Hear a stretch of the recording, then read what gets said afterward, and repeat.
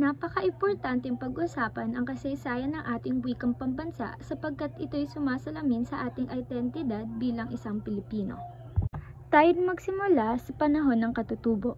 Sa panahong ito ay wala pang wikang pambansa ang Pilipinas. Nagsimula ang wikang Tagalog sa pamilyang Austronesiano, dito rin nagsimula ang salitang baybayin. May mga iilang Pilipino ang gumagamit ng baybayin sa kasalukuyang panahon upang ito'y maalala at hindi malimutan.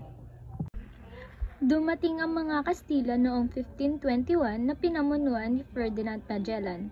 Ang layunin ng mga Espanyol ay ang mapalaganap ang 3G o God, Gold at Glory. Noong 1565, tuluyang sinakop ng Espanyol ang Pilipinas. Ipinagkait nila ang kanilang wika maliban sa mga mayayamang Pilipino o matataas na antas ng lipunan. Sa panahon ng mga Amerikano, nagkaroon ng pantay na pagtingin sa mga Pilipino. Nabigyan ng pagkakataon ang mga Pilipino na makapag-aral, makapagsulat at makapagbasa. Ngunit nawala ang ating sariling identidad bilang isang Pilipino sapagkat ipinatupad ng mga Amerikano ang wikang Ingles bilang wikang opisyal kaysa sa wikang Tagalog at mas itinaguyod ang kanilang kultura.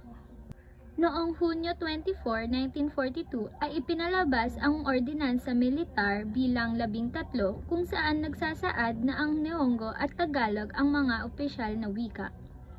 Nakamit ng Pilipinas ang sariling kasarinlan noong ika-4 ng Hunyo 1946.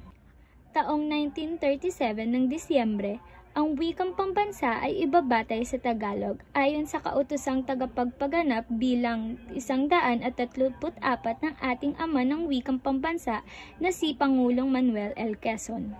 Napakahalagang alam natin ang tungkol sa wikang pambansa upang atin itong pagyamanin at pagbuhayin ang ating kinagisnang kultura.